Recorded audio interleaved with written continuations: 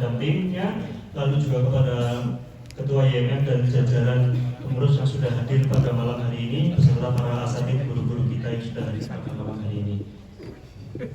Mungkin bagi jamaah yang sudah familiar ya dengan beliau, dengan Habib Hussein, itu kita sering lihat podcastnya di mana beliau sering mengisi di podcast Pemuda Tersesat dan Majelis Lucu Indonesia.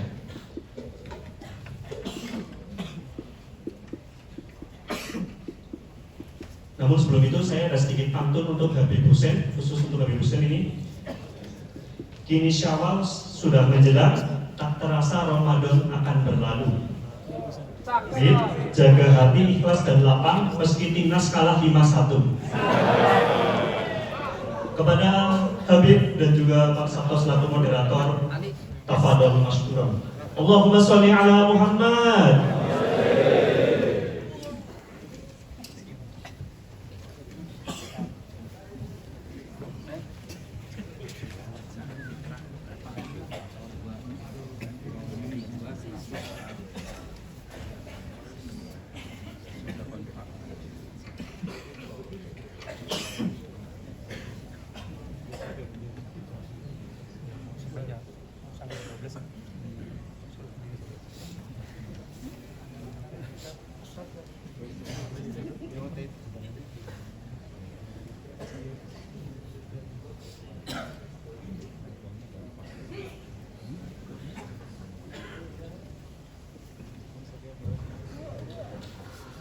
Assalamualaikum warahmatullahi wabarakatuh. Assalamualaikum. Kayaknya kurang semangat ya. Assalamualaikum warahmatullahi wabarakatuh. Allahu Akbar. Allahu Akbar. Allahu Akbar. Alhamdulillah, masyukurillah. Terima kasih para jamaah masjid apa ini namanya? Baitur Rahman Rizkan. Di malam hari ini luar biasa antusias Anda, dan pertama-tama mari kita bersyukur kepada Allah Subhanahu wa taala yang sudah memberikan kita kesehatan, memberikan kita iman dan Islam yang teguh sehingga mampu hadir di masjid yang kita cintai. Selanjutnya salam dan sholawat mari kita aturkan kepada baginda Nabi Muhammad Sallallahu Alaihi Wasallam. Semoga kita menjadi umatnya sampai akhir zaman. Terima kasih sekali lagi atas kehadirannya dan luar biasa antusiasme di malam hari ini. Saya ucapkan terima kasih dan selamat datang kepada Pak Nurdianto, Ketua YMM. Tenang ya. Kemudian Ketua YMM Highland, Ketua DKM Masjid Baitur Rahman Rizkan, teman-teman takmir yang luar biasa membantu kita, kemudian panitia juga, dan semuanya yang terlibat dalam acara ini. Semoga Allah melimpahkan pahala dan barokah yang sebesar-besarnya. Nah, teman-teman sekalian, para hadirin, di samping saya sudah hadir Habib Ja'far. Tentu Anda jauh lebih kenal daripada saya. Menuju kemenangan, itulah yang akan kita obrolkan di malam hari ini. Dan nanti ada beberapa sesi yang harus kita lewati. Yang pertama nanti, Bib, silakan untuk menyampaikan produk kira-kira berapa? 5 menit atau 1 menit? 20 detik ya. Ya mungkin sekitar 15 sampai 20 menit ya. Setelah itu nanti ada tanya jawab, dan nanti juga ada door prize spesial untuk 3 orang yang ya pokoknya yang asik lah di malam hari ini. Untuk itu saya persilahkan, Bib, monggo. Iya. Bismillahirrahmanirrahim. Alhamdulillah wassalatu wassalamu ala Rasulillah Muhammad ibn Abdillah wa ala alihi wa sahbihi wa man walah, amma ba'du. Assalamualaikum warahmatullahi wabarakatuh. Waalaikumsalam warahmatullahi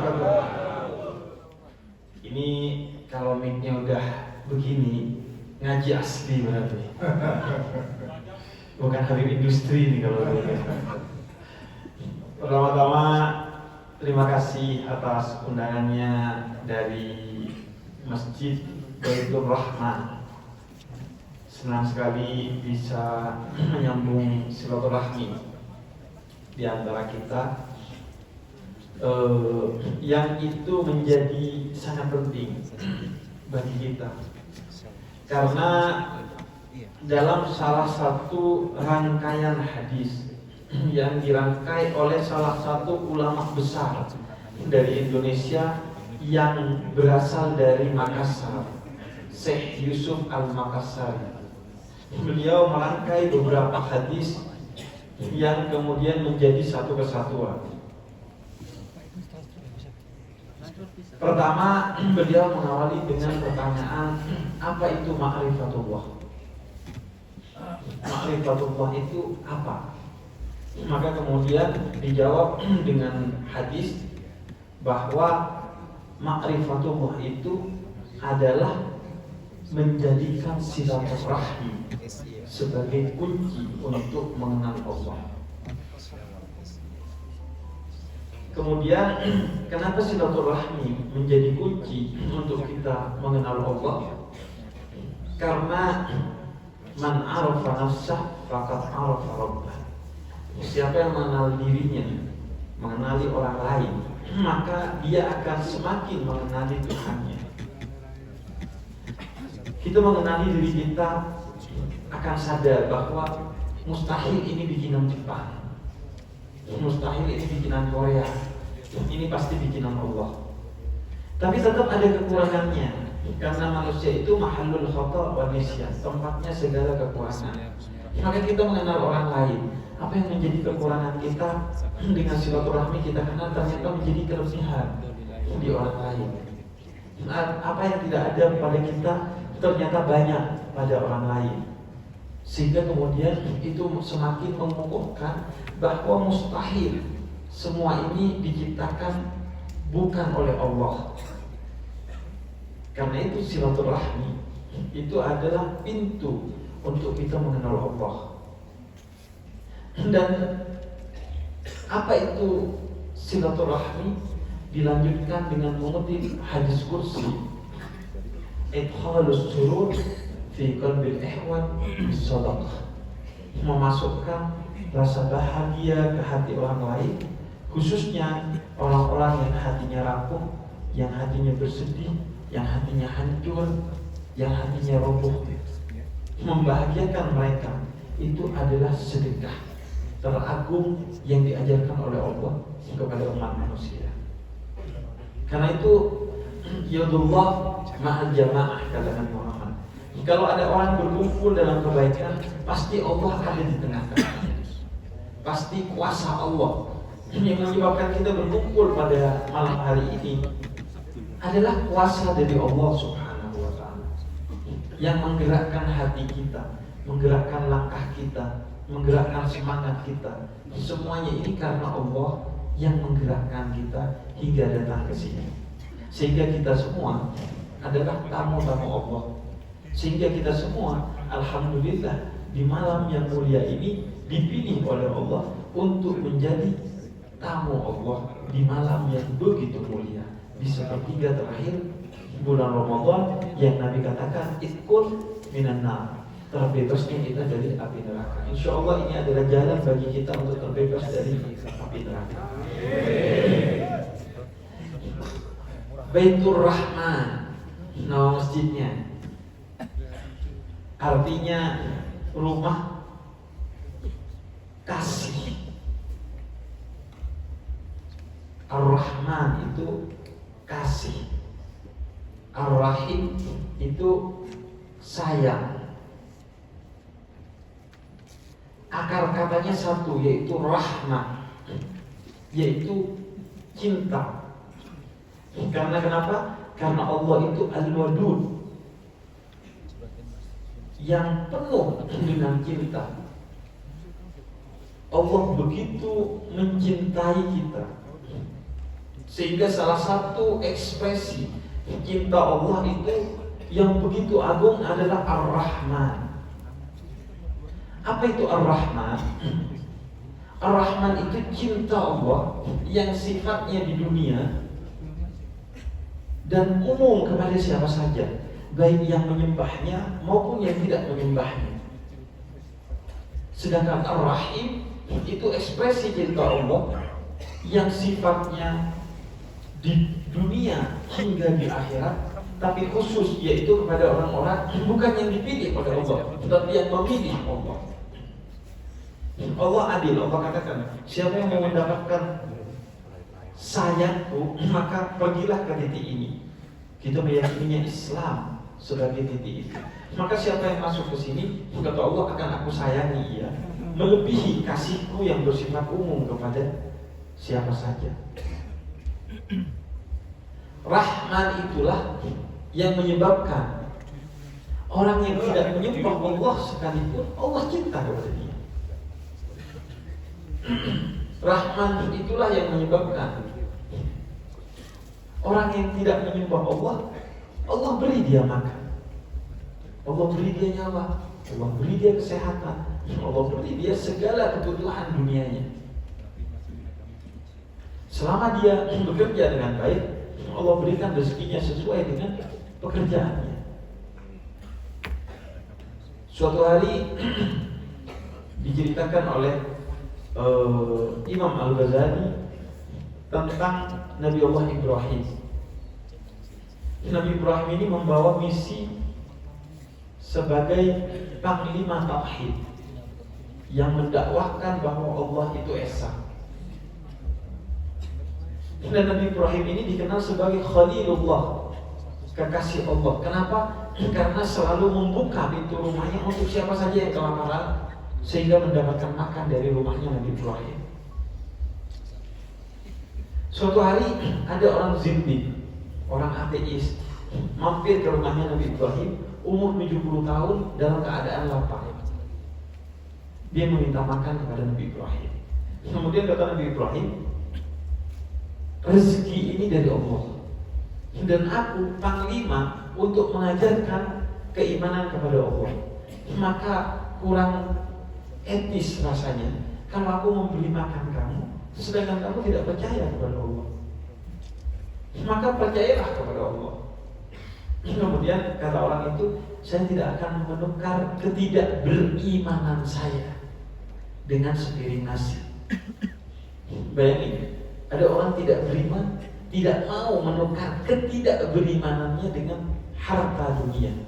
Maka kalau ada orang beriman mau menukar keimanannya dengan harta dunia, maka ia lebih rendah secara kesadaran dari orang-orang yang tidak beriman itu. Akhirnya pergilah orang itu, ditegurlah Nabi Ibrahim oleh Allah. Kata Allah, wahai Ibrahim, bukankah orang itu umurnya sudah tua? Iya, kata Nabi Ibrahim. Kemudian kata Allah, bukankah dia juga sampai sekarang di saat tua itu tidak menyembahku? Benar, kata Nabi Ibrahim. Kemudian kata Allah, bukankah dia selama 70 tahun tidak menyembahku, tapi tetap hidup hingga 70 tahun karena setiap saat tetap aku kasih makan meskipun ia tidak menyembahku? Sedangkan datang sekali kepadamu meminta sepiring nasi, engkau tolak atas namaku. Maka kemudian Nabi Ibrahim mengejar orang itu, memberinya makan dan menyambutnya di rumahnya. Pelajaran dari Allah bahwa cinta itu ada yang bersifat khusus, ada yang bersifat umum. Yang bersifat umum itu Ar-Rahman, sebagaimana nama masjid ini. Karena itu masjid ini harus menjadi rumah besar, harus menjadi pusat peradaban, bukan hanya bagi kita yang muslim, tapi bagi siapa saja yang ingin mendapatkan makanan, minuman, kedamaian, ketenangan, nasihat, dan segala kebaikan, baik dari kalangan non-muslim ataupun dari kalangan manapun. Karena itulah sejatinya makna Ar-Rahman, Baitur Rahman, rumah cinta bagi siapa saja, termasuk orang yang tidak cinta, bahkan membenci kita sekalipun, kita cinta kepada dia. Karena puncak cinta adalah kita ketika mencintai seseorang yang tidak mencintai kita, bahkan membenci kita. Karena berarti cinta kita ikhlas karena Allah, bukan karena memohon dicintai balik oleh orang yang kita cintai. Kita memasuki sepertiga terakhir bulan Ramadan. Ada banyak pelajaran yang Allah ajarkan dari bulan Ramadan ini. Ini adalah bulan yang spesial. Sebagaimana Nabi Yusuf 12 bersaudara, Nabi Yusuf yang unggul. Maka dari 12 bulan Ramadan adalah bulan yang berbeda. Sebagaimana Nabi Yusuf, ia adalah bulan yang mulia, bulan yang unggul, bulan yang istimewa, yang menjadi madrasah, sekolah bagi kita agar memuliakan diri kita dan membawa tradisi mulia itu ke bulan-bulan yang lainnya. Jangan sampai nanti setelah Ramadan kita ngomong, alhamdulillah kehidupan kita normal lagi kayak biasanya. Enggak. Yang normal di bulan Ramadan ini, maka kita meramadankan bulan-bulan yang lainnya. Karena inilah kehidupan yang normal. Siang kerja tapi ibadahnya tidak lupa, tetap dipegang teguh. Malam tidur tapi bangun untuk qiyamul lail, untuk berdiri memuliakan Allah di malam hari dengan sholat, dengan membaca Al-Quran, dengan membaca sholawat, dengan membaca zikir dan lain sebagainya dari ibadah-ibadah yang bisa kita lakukan. Dalam Ramadan kita diajarkan untuk berpuasa dengan ayat diawali ya ayyuhalladzina amanu. Artinya Allah memanggil orang-orang yang beriman. Pertama, bahwa Allah ingin menegaskan puasa itu urusannya orang yang beriman, antara dia dengan Allah. Karena itu puasa disebut sebagai ibadah yang rahasia. Sehingga kata Allah, hanya aku yang tahu dan aku sendiri yang akan membalas pahala dari kebaikan puasa yang dilakukan oleh hamba-hambaku. Ini tentang iman. Karena itu kita diajarkan untuk berhusnudzon kepada apa yang tidak terlihat maupun yang terlihat di mata kita. Kita diajarkan untuk berhusnudzon karena kita tidak tahu isi hati orang lain. Suatu hari Usama bin Zaid, salah seorang sahabat Nabi, ketika perang selesai, ada satu musuh yang lari dari medan perang. Aturan dalam perang di Islam, kalau ada yang minta damai atau lari tidak boleh dimusuhi, tidak boleh dikejar, tidak boleh apalagi dilukai dan dibunuh. Tapi dikejar oleh Usama bin Zaid hingga dia terpojok. Kemudian mau ditebas oleh Sayyidina Usama bin Zaid, ia bersyahadat. Kemudian tetap ditebas oleh Sayyidina Usama bin Zaid. Sampai kabar ini kepada Rasulullah. Maka kemudian kata Rasulullah, wahai Usama, engkau memenggalnya setelah ia bersyahadat? Iya, ya Rasulullah. Kemudian ditanyakan lagi oleh Rasulullah, engkau memenggalnya setelah dia bersyahadat? Iya ya Rasulullah. Karena ia bersyahadat tampaknya agar tidak dipenggal saja. Kemudian ditanya lagi oleh Rasulullah, engkau memenggalnya setelah dia bersyahadat? Iya ya Rasulullah. Karena tampaknya hanya mulutnya yang bersyahadat, agar dia tidak terpenggal, sejatinya hatinya tidak. Kemudian kata Rasulullah, apakah engkau telah membelah dadanya, melihat isi hatinya? Maka kemudian Sayyidina Usama bin Zaid menangis terseduh-seduh hingga katanya, seandainya saya bisa meminta kepada Allah, maka saya ingin dimatikan oleh Allah dan dilahirkan kembali seperti bayi yang belum berdosa, saking besarnya dosa saya karena membunuh orang-orang yang setelah bersyahadat, apapun isi hatinya, karena saya melihat kemarahan yang begitu besar pada Rasulullah. Kita diajarkan untuk berhusnudzon kepada orang lain, berprasangka baik kepada orang lain. Terlebih urusan hati, kita diajarkan, bahkan yang kita terlihat di mata. Ada orang gak puasa, kita diajarkan untuk berpikir yang positif. Siapa tahu, apalagi di daerah sini pekerja keras semua, memang dibolehkan untuk tidak berpuasa jika memang tidak mampu, asalkan tidak diniatkan dari sahur. Niat awalnya adalah berpuasa. Jadi niat awalnya berpuasa. Tidak boleh pekerja keras itu niat awalnya tidak berpuasa. Siapapun orang, sekeras apapun kerjanya, dia niat awalnya harus berpuasa. Dia harus mengambil keberkahan makan sahur. Kemudian dia menjalankan puasanya hingga dia merasakan tidak mampu lagi untuk melanjutkannya, maka kemudian dia membatalkan puasanya, tapi tetap menghormati bulan puasa dengan tidak makan dan tidak minum kecuali memang membutuhkan makanan dan minuman. Nanti diganti di bulan-bulan yang lainnya.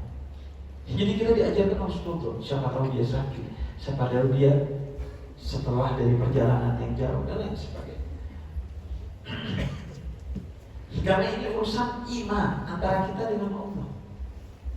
Karena itu kita tidak diajarkan untuk menjudge seseorang.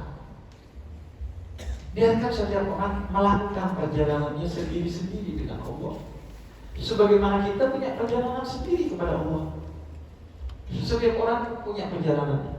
Ada yang tobat karena sakit, ada yang tobat karena ibunya meninggal, ada yang tobat karena ayahnya tiada, ada yang tobat karena istrinya begini, ada yang tobat karena anaknya begitu, ada yang tobat karena bangkrut, ada yang tobat karena nasihat, ada yang tobat karena ini dan itu. Macam-macam orang bertobat, macam-macam orang meningkatkan ilmunya, macam-macam orang meningkatkan kualitas iman dan Islamnya. Setiap orang punya jalannya sendiri-sendiri.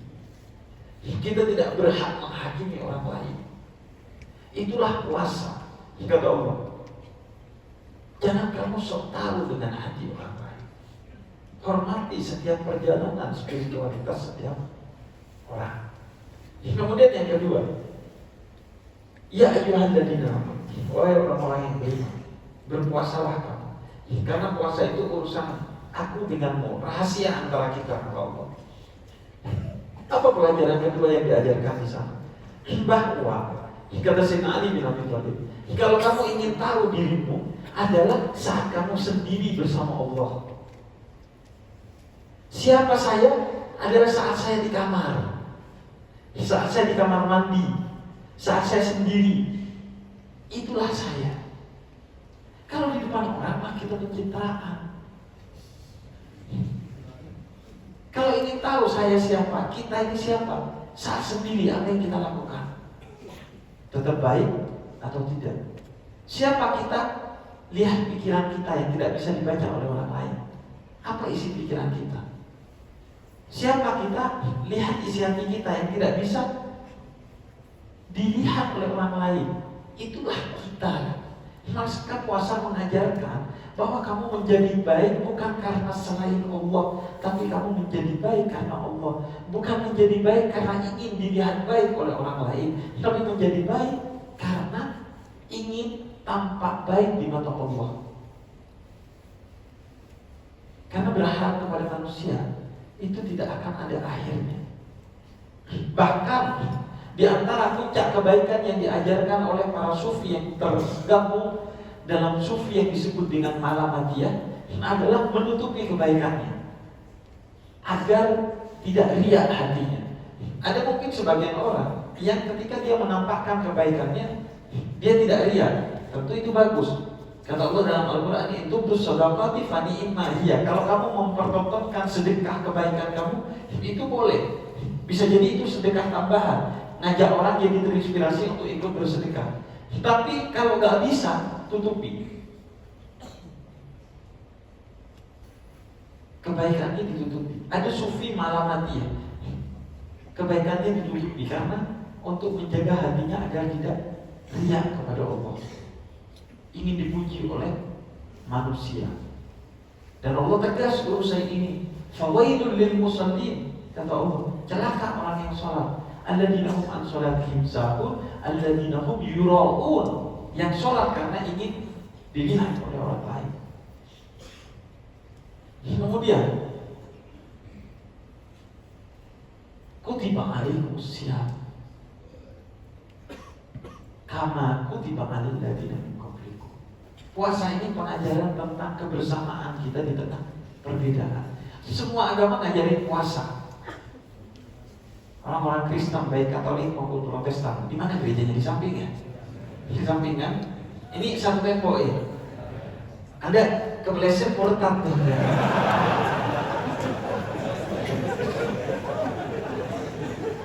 Satu tembok doang. Jadi kalau ada yang sholat nyender, kemudian meroboh ke gereja, otomatis lock out Anda.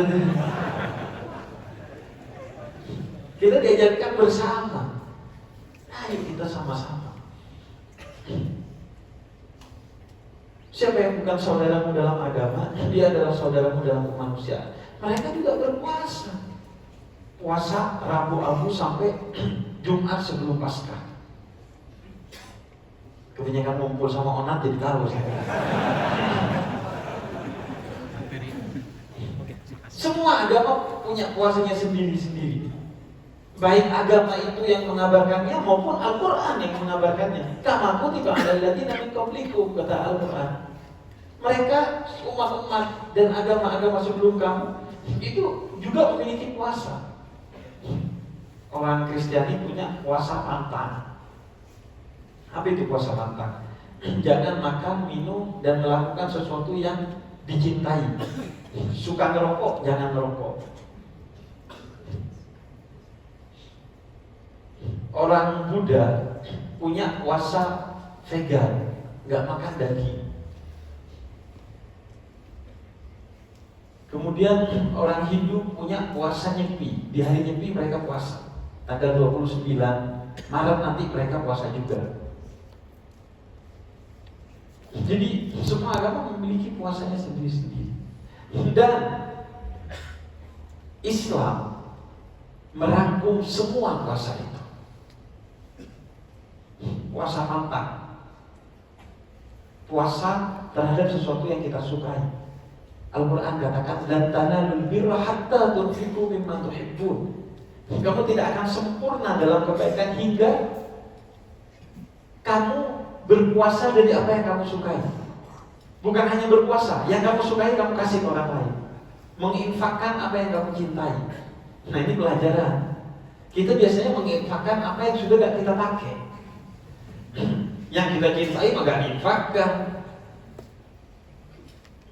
Kata Al-Quran, kamu tidak akan sampai kepada kebaikan yang sempurna hingga menginfakkan apa yang kamu cintai. Yang boleh diinfakkan, yang dicintai kalau gak boleh diinfakkan jangan diinfakkan.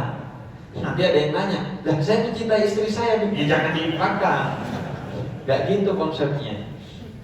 Makanya ada banyak sufi. Bahkan saya bertemu dengan seorang sufi di Jakarta yang saya gak tahu. Saya puji jam tangannya karena bagus dan jam tangannya mahal. Dia buka, dia kasih ke saya. Itu ada beberapa orang sufi khususnya yang kalau dipuji sesuatunya dia buka, dia kasih. Wah kata saya, tahu gitu saya puji mobilnya. Jam tangan doang masih. Pantang ada. Puasa orang-orang Kristiani di kita ada. Vegan ada. Ada puasa bila ruh dalam Islam. Kalau kamu ingin menjadi kekasih Allah, kurangi makan daging. Karena daging itu akan mempengaruhi hatimu menjadi keras seperti hewan. Jangan ada waktu-waktu yang tidak makan daging. Kemudian ada tamu dari sebelah, Beb. oh siap. Silakan duduk. Kemudian ada juga yang namanya puasa seperti yang dilakukan oleh teman-teman Hindu. yaitu nyepi. Kita punya waktu-waktu di mana kita disunahkan untuk berpuasa. Puasa Arafah, puasa Senin, puasa Kamis, puasa Syawal, dan lain sebagainya. Jadi di Islam semua puasa itu ada, dirangkum dalam Islam. Karena itu kita harus terdepan dalam kebaikan. Karena itu kita diajarkan melalui puasa ini bahwa kita berbeda memang dalam kebenaran, tapi kita satu dalam kebaikan. Puasanya beda, tapi sama-sama puasa. Mari, apa yang kita sepakati sebagai kebaikan bersama, fastabiqul khairat. Berlomba-lomba untuk kita yang terdepan dalam kebaikan. Apa yang dianggap kebaikan bersama? Ta'awanu 'alal birr. Saling tolong menolonglah dalam kebaikan. Ta'awanu 'alal birri wat taqwa. Dalam ketakwaan tolong menolonglah sesama muslim. Tapi dalam kebaikan, kata para mufassir, tolong menolonglah dengan mereka yang berbeda agama dengan kamu. Karena itu puasa mengajarkan kita untuk bertoleransi satu dengan yang lain, bersama di tengah perbedaan ini. Nah, dan puasa pada akhirnya mengajak kita memang untuk hidup bersama. Karena itu salah satu ciri Nabi Muhammad ketika bulan Ramadan adalah kedermawanannya bertambah. Karena kita gak bisa hidup sendiri.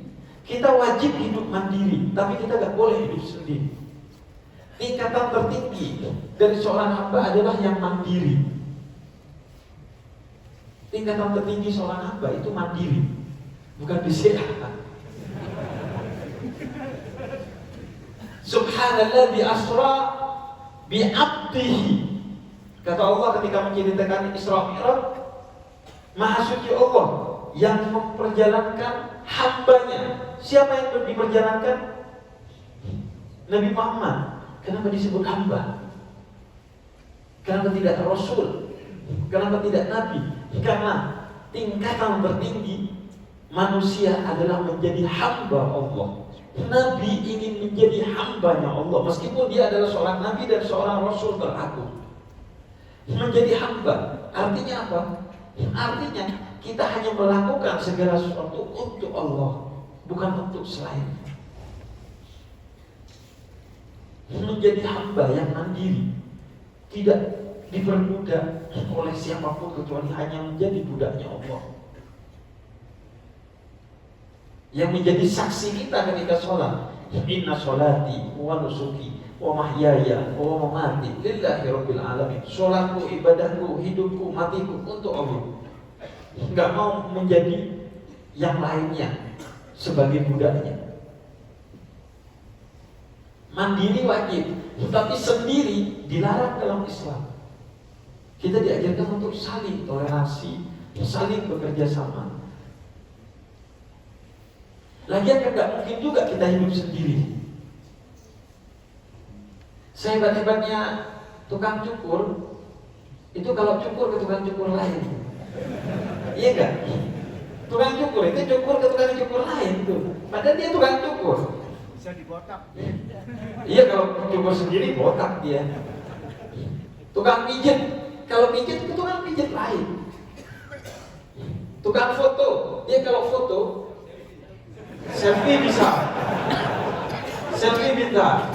Tapi biasanya tukang foto itu, kalau foto sama saya misalnya, selesai itu, dia minta fotoin tuh. Jadi kita itu gak bisa hidup sendiri. Kita butuh orang lain.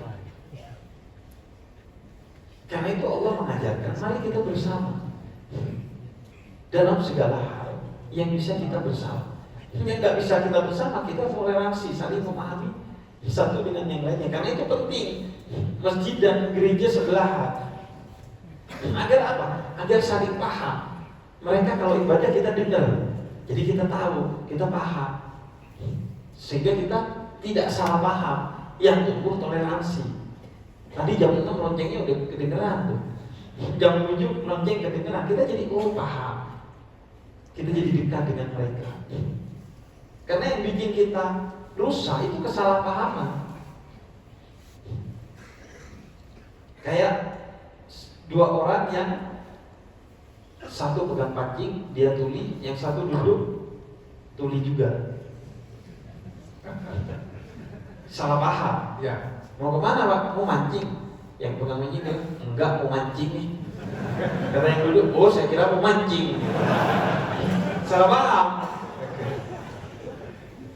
Karena itu dengan begini kita gak saling salah paham. Kita juga saling menjaga.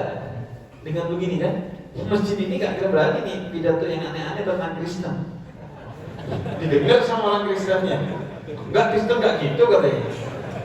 Orang sana juga orang Kristen gak kira pidato aneh-aneh tentang Islam. Karena didengar oleh orang sini, langsung klarifikasi kalau ada apa-apa. Tabayun. Jadi enak.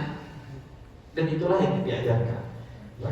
Orang yang menang itu pada akhirnya adalah orang yang menang terhadap ego di dalam diri. Dan mungkin satu hal lagi ya, Ustaz ya. Satu hal lagi yang menurut saya penting adalah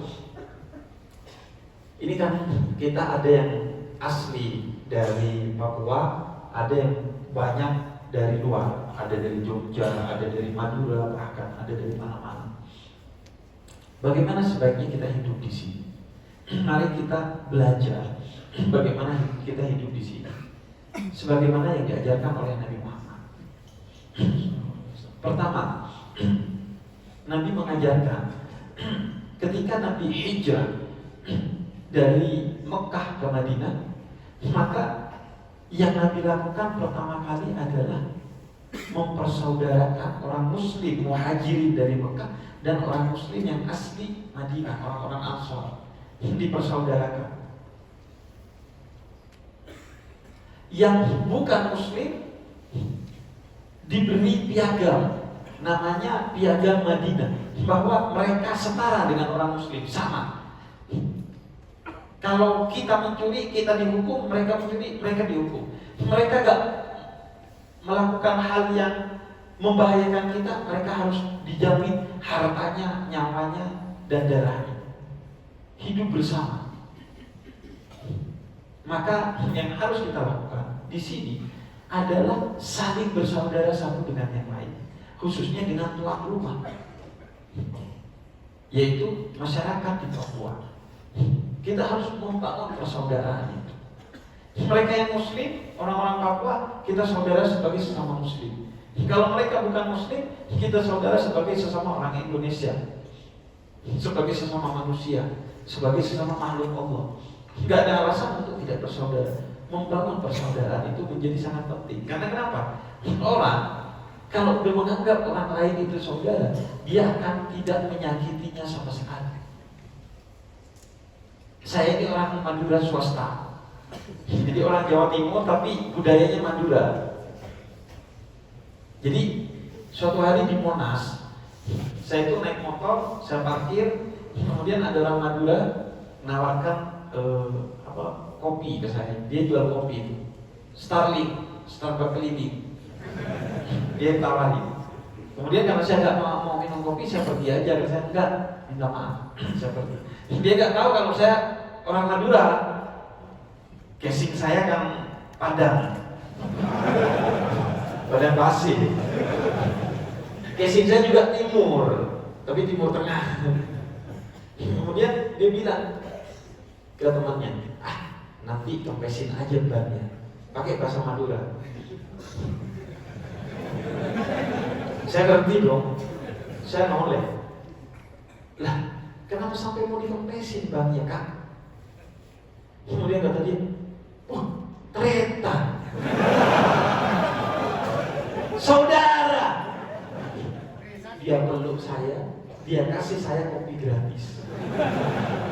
Sebelum dia menganggap saya saudaranya, saya mau dicelakai, mau dikempesin ban saya. Tapi setelah dia tahu saya saudaranya, maka saya diberi kopi gratis dan dipeluk oleh dia. Jadi penting mempersaudarakan dengan orang-orang yang ada di sini, orang asli sini khususnya, dan kita semua. Kemudian yang kedua yang diamanatkan ketika kita hijrah ke suatu tempat adalah menghormati dan menjaga budaya setempat. Karena kata Nabi Muhammad, al-adah muhakkamah. Adat yang ada di suatu tempat itu harus dihormati, bahkan menjadi hukum dalam Islam selama tidak bertentangan dengan hukum-hukum dasar dalam Islam. Apa adat yang ada di sini? Sebagai adat orang asli Papua, maka jaga. Adat asli orang Tembagapura, jaga dengan baik, hormati. Karena kata Nabi, al-adah muhakkamah. Adat yang baik itu hukum dalam Islam, harus ditaati. Kemudian yang ketiga yang harus kita lakukan adalah berbagi kebaikan dengan orang-orang yang ada di sekitar kita. Nah, ini masalah kita. Kalau berbagi ke orang di kampung kita, apalagi pas lebaran, kelihatan banget pas lebaran. Kita mudik nih, cuti, mudik. Minal aidin wal faizin, mohon maaf lahir dan batin ke orang kampung. Padahal bikin dosanya di Tembagapura. Minta maafnya di kampung, nggak nyambung. Lah, kamu di kampung nggak punya dosa, insya Allah. Mau ketemu aja enggak?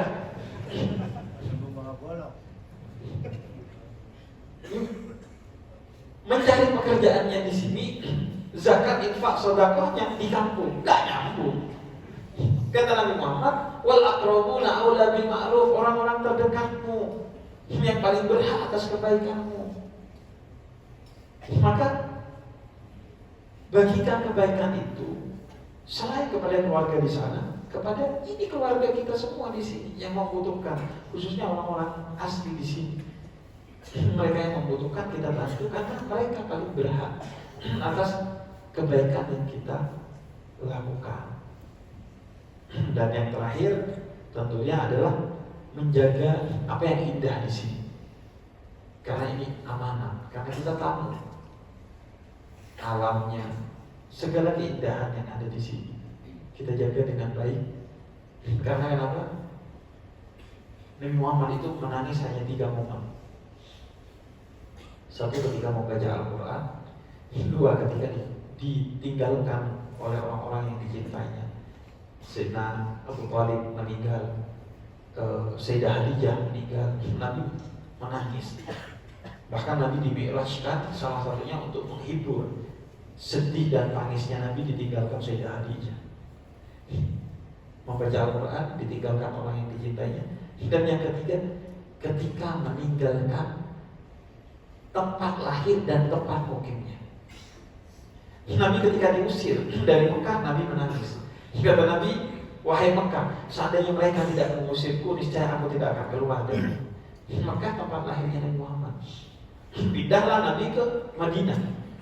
Ketika Nabi harus keluar dari Madinah, setiap Nabi keluar dari Madinah, dalam berbagai riwayat dijelaskan, kalau udah mau balik ke Madinah, tampak Madinah itu mulai kelihatan, Nabi bersemangat, jalannya lebih cepat, wajahnya berbinar-binar. Karena cinta kepada Madinah. Madinah bukan tempat kelahirannya Nabi Muhammad, tapi tempat Nabi berdakwah, bekerja, berkarya, hidup, bermukim di Madinah. Dicintai oleh Nabi Muhammad hingga menangis ketika meninggalkan Madinah. Karena itu tanah air kita bukan hanya kampung kita, tapi Tembagapura ini. Maka jagalah ia seolah-olah kita menjaga kampung kita. Sebagaimana Nabi menjaga Madinah, maka kita akan menjaga Tembagapura. Bukan hanya Mekah yang dijaga oleh Nabi, bukan hanya tempat kelahiran kita yang harusnya dijaga, tapi tempat kita bermukim. Masya Allah, kita dapat makan di sini, kita dapat minum di sini, kita menghidupi keluarga di sini, kita semuanya dari sini, kita ibadah di tanah ini. Maka tanah ini adalah tanah di hati kita. Jaga dengan baik sebagaimana Nabi menjaga Madinah. Dari Yasrib menjadi Madinatul Munawwarah, Madinah yang bercahaya. Dari Tembagapura kita jadikan ini sebagai cahaya. Apa yang bisa kita lakukan untuk memberikan cahaya di sini? Lakukan, termasuk dengan sedekah, dengan membangun ini, bikin komunitas itu, apapun yang baik kita bangun di tengah masyarakat kita, apapun perbedaan yang mau agama, suku dan lain sebagainya, kita bersama-sama dalam kebaikan. Itu mungkin dari saya sebagai pengantar, bisa dilanjutkan dengan tanya jawab. Wassalamualaikum warahmatullahi wabarakatuh. Waalaikumsalam warahmatullahi wabarakatuh. Sebelum ke jamaah, tadi ada sebuah cerita yang menarik. Bagaimana Allah memberkatkan Nabi Ibrahim karena menolak memberi makan kepada seseorang yang tidak percaya kepadanya. Kebalikan dengan kita. Kita ini terlalu banyak memberikan syarat bahkan pada orang yang paling kita cintai, pada zat yang kita sembah dan paling kita cintai. Kenapa itu bisa terjadi? Kadang kita mengaku mencintai Allah. Ada seorang Arab Badui dikisahkan dalam Al-Quran. Dia datang kepada Rasulullah. Ya Rasulullah, saya ini mencintai Allah. Saya ini beriman kepada Allah. Kemudian turun ayat dari Allah. Katakan kepada orang Badui itu, kata Allah, mereka sesungguhnya belum mencintai aku. Mereka belum beriman kepada aku. Mereka hanya Islam, belum iman. Jadi iman itu wadah bagi Islam, tapi iman juga adalah tingkatan setelah Islam. Orang gak mungkin Islam kalau gak beriman. Gimana kita percaya dengan Al-Quran kalau kita gak beriman? Gimana kita mau sholat kalau kita gak beriman? Ngapain kita sholat? Tapi Islam itu tingkatan di bawahnya iman. Setelah Islam kita iman. Ada yang sholat itu Islam, tapi ketika sholatnya dengan keimanan, maka berarti dia telah beriman, bukan hanya Islam. Sholat dengan keimanan, sebagaimana sholatnya Sayyidina Ali Zainal Abidin, ketika mau sholat gemeter pingsan. Loh kenapa? Kata para sahabatnya, betapa tidak aku mau bertemu dengan Allah. Tembagapura didatangi Pak Jokowi aja, ribut kan, berbernadi itu. Didatangi bulan Ramadan. Kadang kita mengaku cinta kepada Allah, tapi ketemu orang kita pakai pakaian rapi, tapi pakaian terburuk kita adalah ketika sholat. Kalau di masjid sih enggak, sholat di rumah. Kenapa gak bisa khusyuk? Mau sholatnya aja gak persiapan. Kata Nabi, sholat persiapan, pakai baju sholat, pakai minyak wangi, agar kamu berada di kondisi yang betul-betul mau sholat, serius ketika mau sholat. Sholat itu seharusnya memberi waktu untuk sholat kan kita. Kita ini hidup untuk sholat kok. Wa ma khalaqtul jinna wal insa illa liya'budun. Kita ini hidup untuk sholat, bukan untuk selainnya. Ngapain bekerja, ngapain belajar? Sambil nunggu sholat, kita kerja. Dari sholat duhur, nunggu sholat asar, kerja dulu. Dari sholat asar, nunggu sholat maghrib, belajar dulu. Dari sholat maghrib, nunggu sholat isya, berkeluarga dulu. Dari sholat isya, nunggu sholat subuh, melakukan ini dan itu dulu. Kita itu diciptakan untuk sholat. Maka, selain sholat, itu adalah untuk mengisi waktu di antara sholat. Karena itu, kenapa kita sholatnya berapa tahun? Mungkin 50 tahun kita tuh sholatnya. Kalau kita umurnya 60 tahun, 70 tahun, sholat kita 50 tahun doang. Kenapa masuk surganya abadi? Karena hati kita selalu sholat. Dari satu sholat ke sholat lainnya, hatinya tetap jaga. Oh, saya bekerja sebagai ibadah, nunggu sholat. Nah, yang terjadi kita sebaliknya. Lagi kerja nih, ngapain gitu misalnya, kemudian ini butuh waktu nih nunggu loading nih, yaudah saya sholat dulu. Nah kembali, bukan sholat di sela-sela waktu, memberi waktu untuk sholat. Karena itu kita mengaku cinta kepada Allah. Allah yang paling berhak atas segalanya dari kita, tapi Allah yang paling kita singkirkan. Karena tidak ada kesadaran tentang Allah, tidak ada kesadaran tentang iman pada diri kita. Kita tanyalah ke diri kita sendiri. Misalnya Ada orang nanya, buktikan Allah itu ada dan esa. Bisa nggak kita ngasih jawaban yang meyakinkan? Kalau belum bisa, berarti problematik iman kita. Maka seringkali itu hanya klaim, pengakuan kalau kita cinta Allah, tapi tidak menunjukkan bahwa kita cinta kepada Allah. Kita tidak melakukan sesuatu sebagai ekspresi cinta kepada Allah, sehingga yaitu tidak terlihat, tidak terasa cinta kepada Allah itu. Itulah sebabnya. Orang lupa sholat biasa aja, lupa HP ribut kok. Artinya kan ada problem. Tidak terkoneksi kepada Allah biasa aja, tidak terkoneksi ke wifi, deg-deg kita. Kan problem keimanan kita. Tidak merasakan Allah itu hadir, sehingga kerja kadang nggak profesional. Kenapa? Karena nggak merasakan Allah hadir. Kalau kita tahu Allah hadir, nggak main-main kita kerja. Allah lihat kok. Keimanan itu yang sering hilang dari dalam diri kita. Dan kata Nabi, kalau kamu maksiat, pasti kamu gak beriman. Tidak ada iman pada orang yang sedang bermaksiat. Kenapa? Karena Allah melihat kamu bermaksiat. Kan berarti kamu tidak merasa Allah melihat. Makanya kata Sayyidina Ali bin Abi Thalib, Lebaran itu adalah hari di mana saya tidak bermaksiat. Itu Lebaran. Iman itu menjadi tonggak bagi kita, sehingga kemudian kita aman. Biar aman itu harus punya iman. Karena kenapa? Wallahu khairul hafidin wa huwa arhamur rahimin. Allah yang menjaga kamu dengan penjagaan melebihi penjagaan ibumu, bahkan penjagaanmu kepada dirimu sendiri. Kenapa gak pernah merasa aman? Karena gak punya iman. Tapi kalau punya iman, aman-aman aja. Mau ada apa juga kita merasa aman karena Allah yang melindungi kita. Karena kita tahu kalau bukan waktunya dari Allah, gak akan kenapa-kenapa. Ada satu orang di Jepang, dia kerja di Nagasaki, di Nagasaki, di Hiroshima. Jadi dia kerja di sana tahun 1945. Ketika Hiroshima dibom, dia ada di Hiroshima dan dia gak mati. Bom atom, bom. Anda bisa googling cerita. Baru meninggal beberapa tahun yang lalu.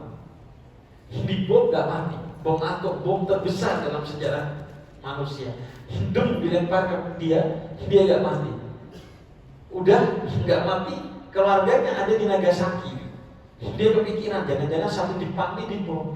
Pergilah dia ke Nagasaki. Nagasaki itu dibom 3 hari setelah Hiroshima. Nyampe dia di Nagasaki keesokan harinya, lusa dibom di Nagasaki. Dan dia tidak mati. Karena kenapa? Karena Allah belum pengen dia mati. Rasa aman kita kalau punya iman. Dibom 2 kali pakai bom terbesar dalam sejarah manusia, gak mati. Padahal bukan siapa-siapa. Namrud, raja di raja, penguasa dunia, hartanya berlimpah, kemasukan serangga mati, kupingnya kemasukan serangga, ada yang bilang hidungnya kemasukan serangga mati. Jadi iman yang mengamankan kita, itulah kekuatan. Baik, terima kasih Beb. Sekarang kita buka pertanyaan dari IG. Assalamualaikum warahmatullahi wabarakatuh. Beb, Allah Subhanahu wa taala dan Rasulullah sallallahu alaihi wasallam sangat menyayangi anak yatim. Banyak ayat dalam Al-Qur'an untuk berbuat baik, menyayangi dan memelihara anak yatim. Apakah kita baiknya mencari jodoh yang salah satu atau orang tuanya yang sudah tidak ada, Beb, supaya bisa jadi cikul mendapatkan keamanan, keutamaan dan menyayangi anak yatim seumur hidup? Ini bahasa lain ini. Iya. Pengen apa ini? Iya. Jadi itu namanya pemuda tersesat. Pertanyaan tersesat. Jadi Nabi Muhammad itu yatim dan tidak pernah membiarkan orang itu merasa sedih dengan keyatimannya. Dalam salah satu hari raya Idul Fitri, Nabi pulang dari masjid ketemu anak yatim, sedih sendirian pakai baju lusuh, yang lainnya bergembira pakai baju baru. Kemudian kata Nabi Muhammad, kamu kenapa? Kemudian kata anak perempuan ini, aku sekarang sendiri karena ayahku mati bersama Rasulullah. Dia nggak tahu ya kalau yang ngajak ngomong Rasulullah. Ayahku mati bersama Rasulullah dan ibuku menikah dengan laki-laki lain dan aku ditinggalkan sendiri sekarang. Sedih, tidak ada baju baru. Maka kata Rasulullah, maukah kamu mulai sekarang Muhammad Rasulullah sebagai ayahmu, Aisyah sebagai ibumu, dan Hasan serta Husain sebagai saudaramu? Dia senang. Dia diajak oleh Nabi ke rumahnya, diberikan baju baru. Orang yang merasa paling rugi dan paling sedih, sepersekian detik diubah oleh Nabi Muhammad menjadi orang paling beruntung dan paling bahagia karena ayahnya Rasulullah Sallallahu Alaihi Wasallam. Awalnya nggak punya ayah, jadi punya ayah Rasulullah. Jadi anak yatim itu memiliki kemuliaan tersendiri. Sehingga ara'aital ladzi yukadzibu biddin fadzalika alladzi yad'ul yatim. Yang tidak baik kepada yatim, maka dia membohong agama. Kata Nabi, aku dengan yatim itu seperti dua ruas jari, dekat dan tersambung. Kata Nabi, mengusap kepalanya anak yatim itu adalah pahala tersendiri. Tapi jangan tanya, kalau nyampuin ya sama aja. Kan ngusap aja pahala, apalagi disampuin, ya sama aja. Jadi maka apa yang bisa kita lakukan, apalagi jika bisa menjadikan mereka sebagai pasangan hidup kita, tentu itu kemuliaan yang tiada terkira. Karena artinya kita mendapatkan hikmah dari puasa kita. Apa puasa? Di antara hikmah dari puasa, mengambil sesuatu yang bukan hak kita untuk diberikan kepada orang lain. Makan dan minum kan hak kita ya. Kita diciptakan oleh Allah, salah satunya harus makan, harus minum. Kalau enggak mati kita. Tapi di bulan Ramadan kata Allah, apa yang menjadi hakmu jangan ambil, agar posisimu lebih mulia di sisiku dan demi kemaslahatan yang lebih luas.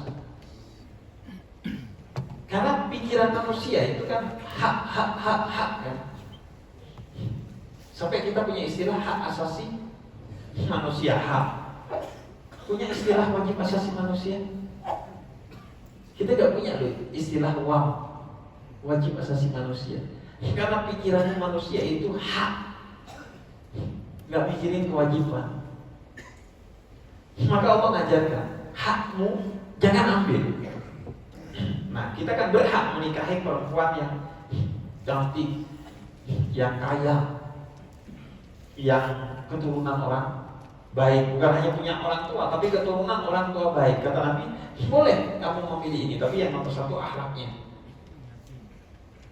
Nah, 3 hal yang diperbolehkan oleh Nabi kita gak ambil. Yatim, gak cantik, gak kaya, kita nikahi. Wah, betapa mulianya kita.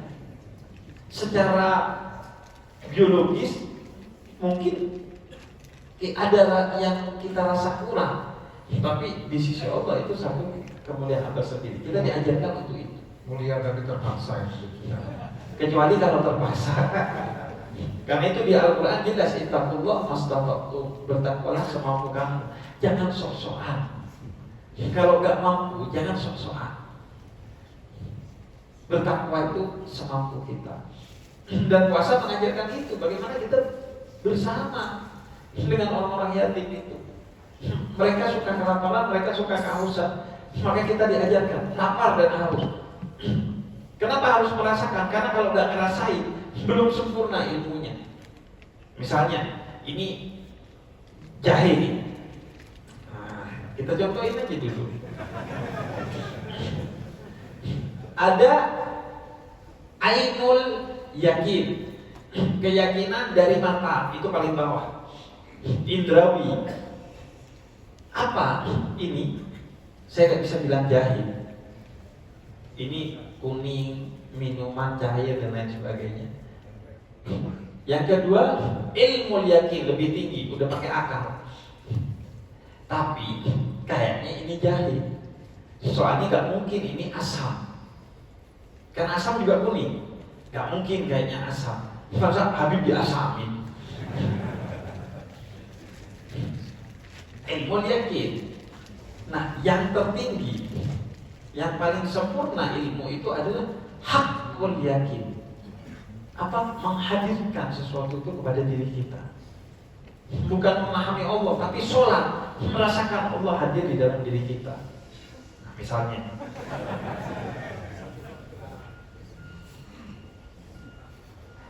jahil. Benar. Alhamdulillah. Jadi kita dibikin lapar dan haus agar tahu lapar dan haus itu gak enak, sehingga tidak akan membiarkan orang kelaparan dan kehausan, karena tahu rasanya lapar dan haus itu gak enak. Nah, pertanyaannya orang waktu itu, kenapa sebulan Ramadan orang Islam itu disuruh cosplay jadi orang miskin dengan berpuasa, lapar dan haus? Kenapa gak sebaliknya? Orang miskin cosplay jadi orang kaya dengan zakat. Kata saya, kalau orang kaya cosplay jadi orang miskin, pas lebaran yang tumbuh itu empati, pengen bantuin orang miskin. Tapi kalau orang miskin sebulan cosplay jadi orang kaya, pas lebaran yang tumbuh frustasi dia. Udah enak kaya miskin lagi gitu. Makanya Allah sudah atur agama ini dengan baik dan benar. Semuanya itu ada tempatnya sama Allah. Nikah haknya perempuan. Kenapa? Karena perempuan itu pakai rasa, pakai emosi. Nggak akan menikahi seseorang yang nggak dicintainya. Makanya hak nikah itu di perempuan. Laki-laki nggak punya hak nikah. Laki-laki cuma qobintu tazwijaha wa nikahaha bil mahril madhkur. Saya terima nikah dan kawinnya. Saya terima doang. Dia nggak bisa saya nikah dengan kamu, nggak bisa. Perempuan yang minta. Saya mau dinikahi kamu, saya terima. Makanya hak nikah di perempuan. Hak cerai di laki-laki. Perempuan nggak bisa bilang cerai, nggak jatuh cerai. Tapi laki-laki bilang cerai, walaupun bercanda, kata Nabi Muhammad, jatuh. Kenapa? Sudah diatur. Kalau hak nikah dari laki-laki, setiap hari kalian nikah. Kalau kalian nikah gak pakai rasa kok. Kok ada peluang nikah? Ada kesempatan nikah. Hak cerai di laki-laki, gak di perempuan. Karena kalau di perempuan, setiap hari kita dicerai, Pak. Kita salah naruh anduk di kasur aja dicerai. Jadi Allah tuh tata semuanya dengan baik, sehingga kemudian semuanya baik-baik aja. Semuanya terasa mudah. Jadi karena itu Islam itu way of life, jalan hidup kita. Kalau enggak, itu sulit hidup. Sekarang kalau Islam nggak ngajarin cara ngurusin mayit, terus ibu kita meninggal, mungkin kita juga akan meninggal karena cintanya kita kepada orang tua kita. Bayangin, bapak-bapak, kita melihat jenazah ibu kita, nggak tahu mau diapain, padahal kita cinta ibu kita. Bisa-bisa kita ikutan mati. Tapi Islam ngajarin, kalau ada yang mati, kata Islam, mandikan, kafani, sholati, kuburkan, azani, talqini, tahlili, ziarahi. Jadi enak hati plong kalau pas orang yang dicinta. Siapa yang ngajarin ini? Filsafat, teknik industri, nggak ada. Anda kalau pertambangan orang mati ya ditambang paling sama. Ginjalnya masih bisa nih jualan. Iya kan? Cuman agama yang ngajarkan itu. Islam dan agama lain itu kan ngajarin agar enak kita melepas orang yang kita cintai. Agama itu memudahkan kita. Nah kita cari perkara sendiri, dibikin ruwet ini agama, sehingga kemudian kita merasa agama itu susah. Tapi bagi orang yang memahami agama itu mudah, maka agama itu mudah. Apa? Ada yang susah dari agama. Puasa, sakit, gak usah puasa. Perjalanan, gak usah puasa. Sholat, gak bisa berdiri, duduk. Gak bisa duduk, berbaring. Gak bisa berbaring, pakai mata. Gak bisa pakai mata, pakai hati. Gak bisa pakai hati, disolati bareng-bareng. Selesai. Gak ribet kita hidup. Islam itu mengajarkan mudah, ad-din yusrun, agama itu mudah. Cuma kita bikin ribet aja. Karena itu kita kembali kepada asas Islam itu sendiri yang memudahkan. Pokoknya kalau ada penceramah yang membuat kita merasa Islam itu susah, berarti itu bukan penceramah yang baik. Karena ad-din yusrun kata Nabi Muhammad. Agama itu mudah, nggak ribet. Yang bikin ribet kita aja. Itu mungkin. Baik, terima kasih. Dan sekarang saya berikan kesempatan untuk Anda. Yang pertama, untuk saudara kita dari sebelah, ada pertanyaan? Ada yang hadir saya lihat tadi?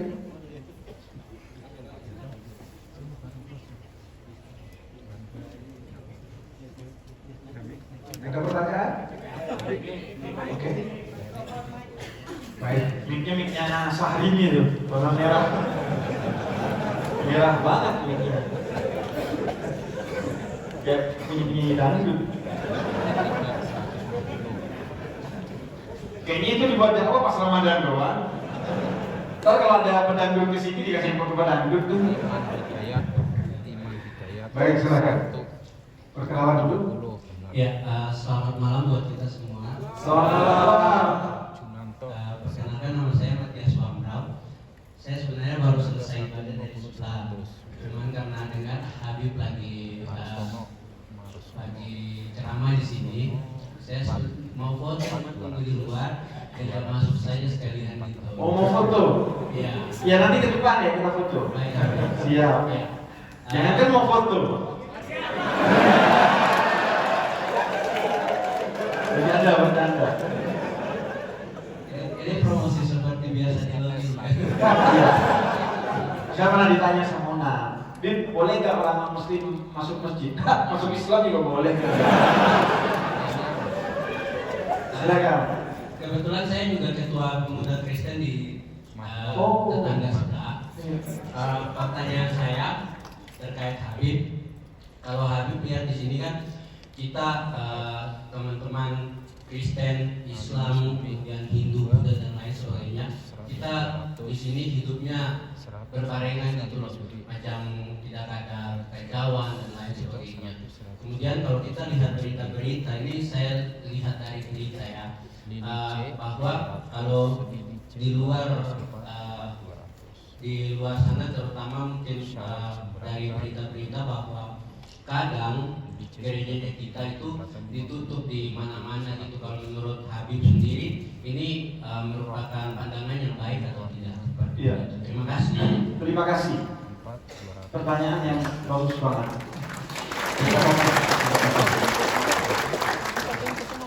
Seandainya bukan karena rahmat dari Allah, niscaya sinagog-sinagog, gereja-gereja dan masjid-masjid di muka bumi ini akan runtuh. Begitu kata Al-Quran.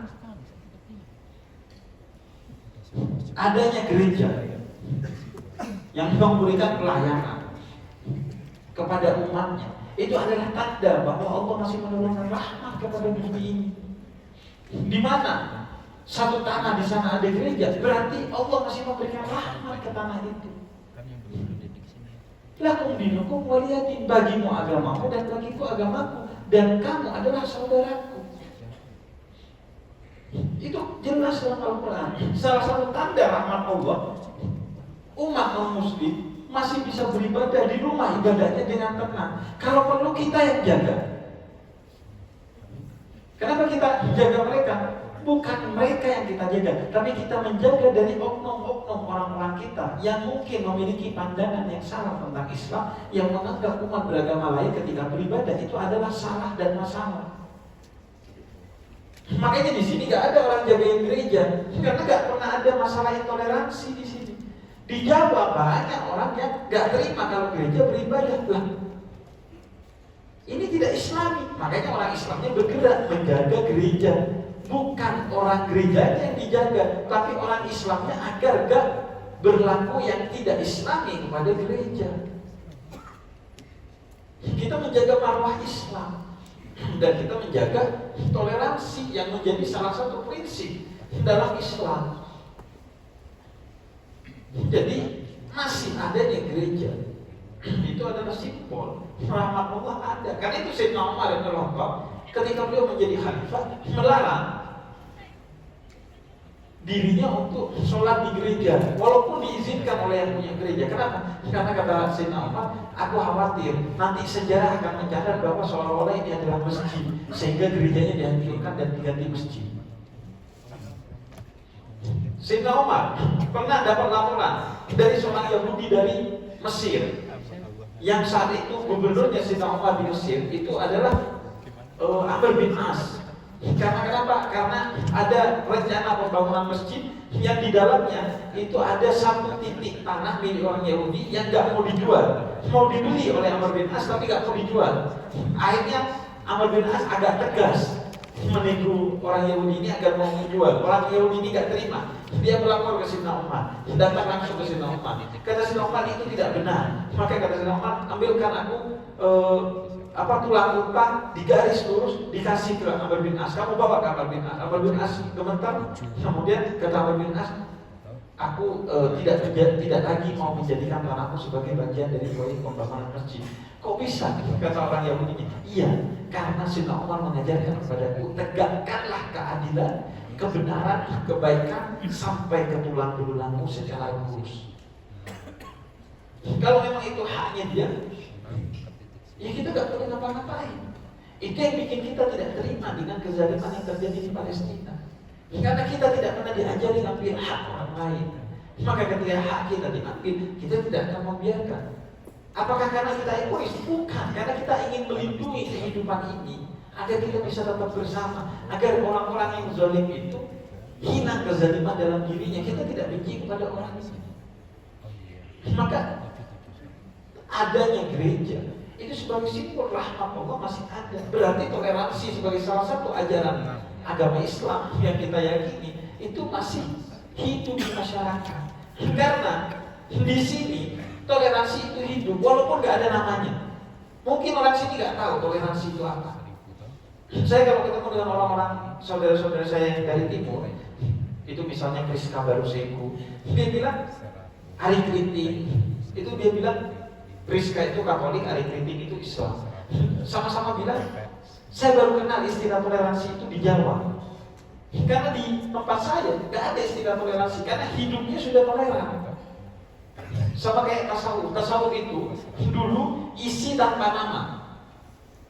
Orang mendekatkan diri kepada Allah tapi gak dikasih nama. Sekarang tasawuf itu seringkali menjadi nama tapi gak ada isinya. Sufi, wah, kamu sufi mendekatkan diri kepada Allah. Bukan, saya suka film. Di sini toleransi hidup tanpa nama. Karena apalah arti sebuah nama. Di Jawa seringkali toleransi ada namanya tapi kosong, gak jalan. Gereja gak dikasih izin bangun, gereja dibeginikan, dibegitukan. Orang ibadah harus dijaga polisi. Apa-apaan ini? Orang di gereja beribadah itu dijamin oleh Allah sehingga tidak perlu ada polisi dan tentara. Karena Allah yang menjamin. Tapi karena kita tidak beriman, tadi kembali lagi kepada Allah, mereka tidak terjamin ibadahnya. Sehingga harus dijaga polisi dan tentara. Maka itu kritik kepada Islam. Orang-orang Islamnya. Kok bisa? Selama masih ada gereja yang kalau Natal dan ibadah dijaga oleh polisi, berarti umat Islamnya masih ada yang bermasalah. Kita masih punya PR. Kita hidup bersama. Ada orang takut kalau mendengar lonceng gereja. Ada orang takut kalau dengar pendeta baca Injil, khutbah. Nah, imannya jelek banget. Dengar lonceng hatinya takut. Dengar azan, hatinya biasa aja. Situ muslim bos. Dengar Al-Quran, hatinya biasa aja, gak terketuk. Dengar lonceng gereja, takut. Lah, Islam itu tidak khawatir dengan lonceng gereja, dan ketika justru mendengar Al-Quran tumbuh cinta kepada Allah. Ini ketika mendengar Al-Quran gak tumbuh apa-apa. Dengar lonceng, gimana? Nah, iman KW 10.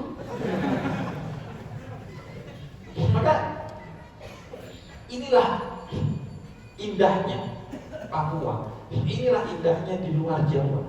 Saya kalau ke luar Jawa tuh ke Manado, ke sini. Alhamdulillah saya pertama kali dan bersyukur sekali sampai ke tanah Papua ini. Karena melihat keindahan. Kita tuh terlalu hidup di stigma. Orang Papua stigmanya keras. Padahal saya belum pernah ketemu orang Papua yang keras. Yang saya kenal ya, ini yang saya ketemu. Kalau ketemu tuh biasanya gak ada tuh. Kalau dari jauh iya. Kalau kata ahli keriting, rambut keriting, mata menyala. Tapi pas ketemu baik banget. Saya belum pernah ketemu yang gak baik. Bukan karena ini di Papua. Saya siapa sih yang bisa ngatur omongan saya? Saya ngomong aja. Bukan karena, tapi betul. Tadi di tempat kita tampil satu saya di OBW itu ada satu orang Papua, dia non muslim. Dia minta foto ke saya. Dia minta foto, terus setelah dia mau pergi, terima kasih Habib, selamat berpuasa, semoga puasanya diterima. Iya mau dulu dan lain sebagainya. Hatinya itu kan spontanitas. Itu lahir dari hati yang tulus, gak bisa dibuat-buat itu. Gak bisa. Uhui. Spontan uhui. Josnya segitu lagi. Jadi itu kehanatan. Kita ini terlalu punya banyak stigma.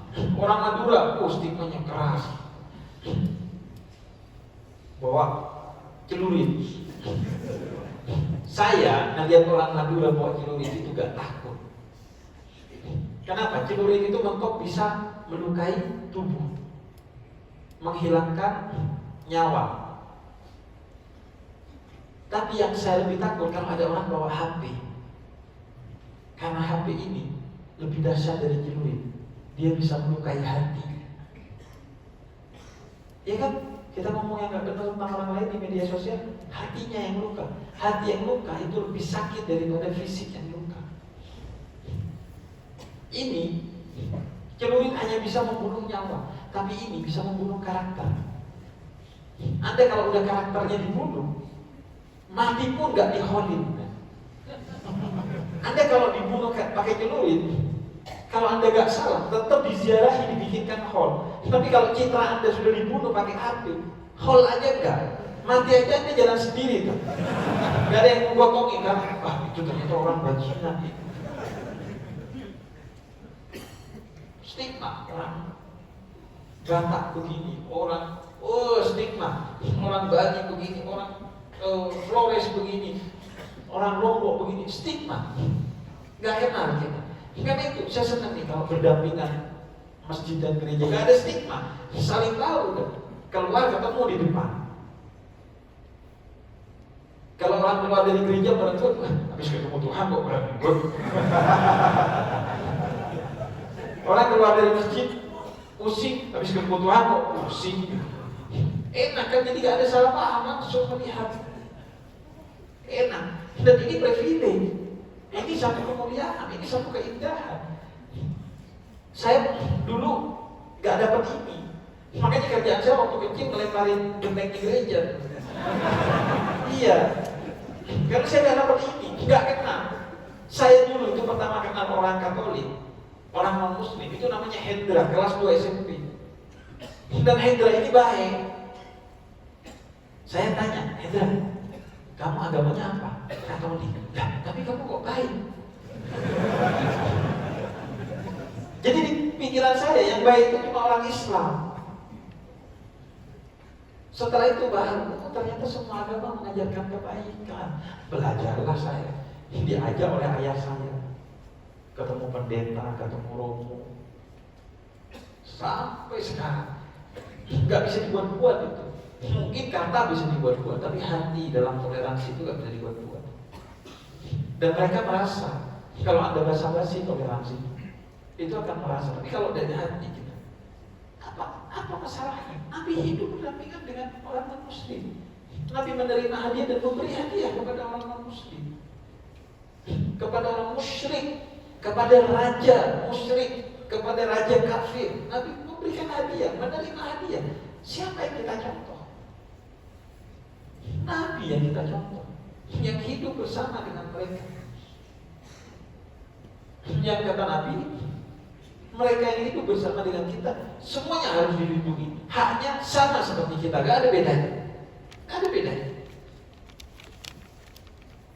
Karena itu ini satu keindahan, satu privilege, satu pemandangan yang harus kita jaga dengan baik. Yang ini mulai hilang di beberapa tempat, dan itu problem. Afghanistan itu hancur karena 7 suku bertengkar. Indonesia, sukunya 1000 lebih. Indonesia 7 mah bukan suku, nyebut martabak manis. Martabak manis, terang bulan, kue Bandung. Jadi, mari kita jaga ini persaudaraan. Karena itu, insya Allah, saya sudah ambil video dari kemarin sampai besok saya ambil video. Kemudian saya berkenalan, saya banyak cerita. Insya Allah, video cerita pengalaman ini akan saya bawa ke Jawa.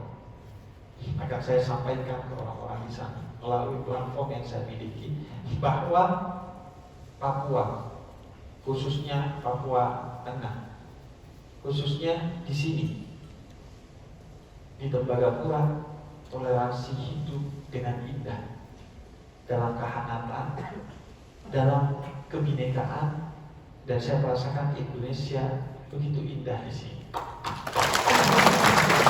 Saya bawa cerita itu. Kayak saya kemarin ke Martapura, saya ceritain di YouTube saya. Saya kesini nanti secara khusus mungkin akan saya ceritakan. Nanti biasanya di podcast juga keluar tersendiri itu cerita-cerita perjalanan saya ke tempat-tempat yang penuh toleransi. Jangan khawatir, nanti saya bawa pesannya ke Jakarta. Baik, terima kasih. Satu lagi yang pengen bertanya, silahkan.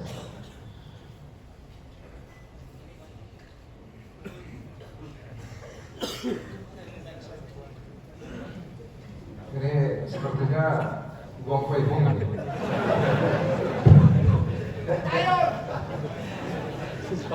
Ya, assalamualaikum warahmatullahi wabarakatuh. Waalaikumsalam warahmatullahi wabarakatuh. Nama saya Reza Ali. Reza Ali. Ya, karena ini pertanyaannya seputar Ramadan, jadi saya juga ingin nanya seputar Ramadan. Kita puasa ini kan ibadah, Bib. Kerja juga ibadah, tidur juga ibadah. Terus gimana kalau misalkan kita sedang puasa pada saat kerja dan juga tidur, itu apakah ibadahnya triple, Bib? Terima kasih. Baik. Iya.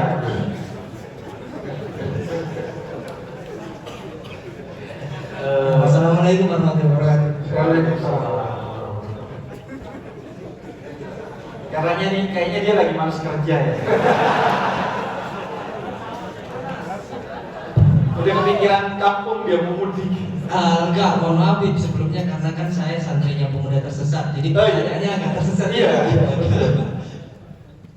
Nah, jadi gini, tidur itu ibadah bukan hanya saat berpuasa dan di bulan Ramadan saja. Setiap tidur yang dilakukan karena istirahat dari bekerja untuk kemudian bekerja lagi sebagai ibadahnya, maka tidurnya adalah ibadah. Bukan hanya di bulan Ramadan, bukan hanya saat berpuasa. Asalkan memang itu waktu yang tepat dan tempat yang tepat untuk kita tidur. Jangan sampai tidurnya di tempat kerja. Karena itu sayang teman-teman, bapak-bapak di sini. Kalau kerja itu hanya dijalani sebagai kerja, Beneran saya 8 jam, 12 jam sehari dihilangkan hanya untuk bekerja. Saya niatkan ibadah. Saya kalau hanya diniatkan untuk bekerja, buang-buang waktu dari dunia. Karena waktu di dunia kita ini sempit, itu pekerjaan dengan waktu. Setiap hari berkurang, tapi amalnya bertambahnya sedikit. Karena itu mari kita niatkan kerja kita ini sebagai ibadah kita, sehingga dia apapun yang kita kerjakan itu bernilai pahala dan menjadi rezeki. Apalagi bapak-bapak yang ada di sini, teman-teman semua yang ada di sini, kan sebagian jauh dari keluarganya. Bagaimana menjaga keluarga kita? Teleponan bisa dibohongi, ketika sudah tidak lagi teleponan. Video call bisa dikibulin ketika udah tidak video call. Gimana menjaga keluarga kita? Dengan rezeki yang halal. Kalau rezeki yang halal yang masuk ke tubuh, maka dia akan mengarahkan kepada kebaikan. Kata Nabi Muhammad, rezeki yang halal itu akan membuat pertama doanya diterima. Yang kedua, tidak condong kepada maksiat. Diajak maksiat gak condong hati. Yang ketiga, seorang yang makan dengan rezeki yang halal, dia memiliki kualitas intelektualitas yang tinggi. Dia akan bijaksana dalam segala kebijakan. Nah, orang terkasih kita mungkin di Jawa, mungkin di mana, jauh dari kita. Menjaganya dengan kita menjalani kerja kita di sini sebagai ibadah, mendapatkan rezeki yang halal dan thayyiban, mubarakat, penuh keberkahan, kita kirim ke sana dimakan oleh istri dan anak kita.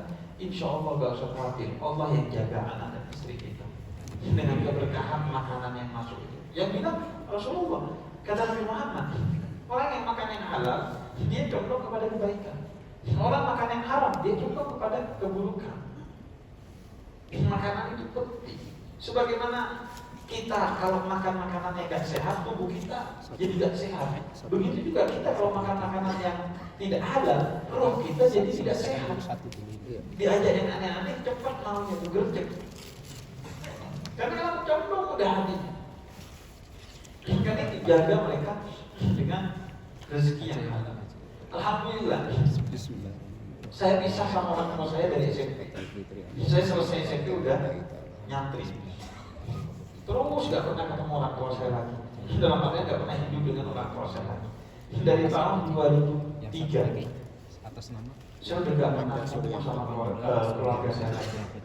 Orang tua saya di kampung, saya di ibu kota.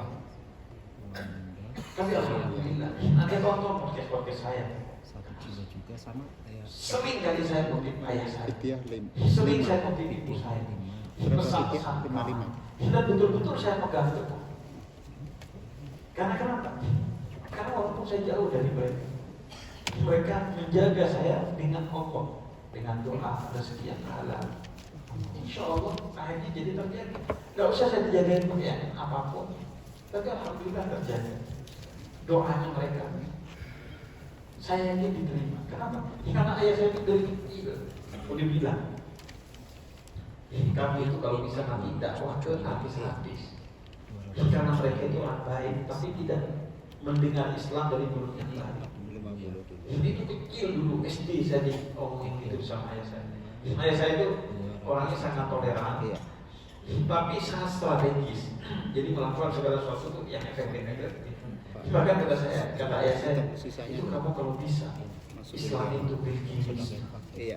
Karena zakatnya gede itu. Ayah saya itu orang kecil sering ngomong gitu. Artis-artis. Karena mulut mereka itu didengar banyak orang. Kalau kamu bisa mendidik dia dengan baik, omongannya jadi baik, yang benar jutaan orang di TV. Makanya saya begitu. Dan alhamdulillah, saya nggak pernah menduga bahwa saya akan menjadi pendakwah yang mendakwai artis-artis. Nggak pernah saya menduga. Saya dari kampung yang kalau saya sebut namanya juga nggak tahu kalian. Saya makanya nyebutnya seringkali Jember. Karena malas nyebut Bondowoso, pasti nanya, Bondowoso di mana? Mungkin kalau orang Jawa Timur ngerti, tapi kalau bukan orang Jawa Timur nggak ngerti, kan nggak populer kabupaten Bondowoso. Kalaupun ada yang ngerti, bukan orang Jawa Timur, pasti yang banyak hantunya ya. Karena dulu viral di YouTube 20 tahun yang lalu hantu Bondowoso. Jadi siapa Pak Bondowoso?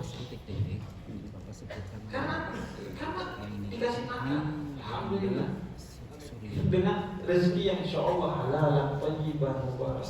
Maka bekerja sebagai ibadah, kasih ke orang, insya Allah Allah yang jaga.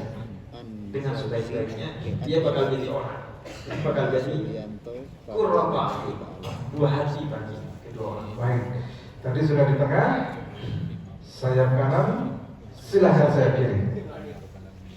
Siapa kira-kira 1, 2, 3 ini? Bukunya tinggal 1 loh. Silahkan yang paling depan.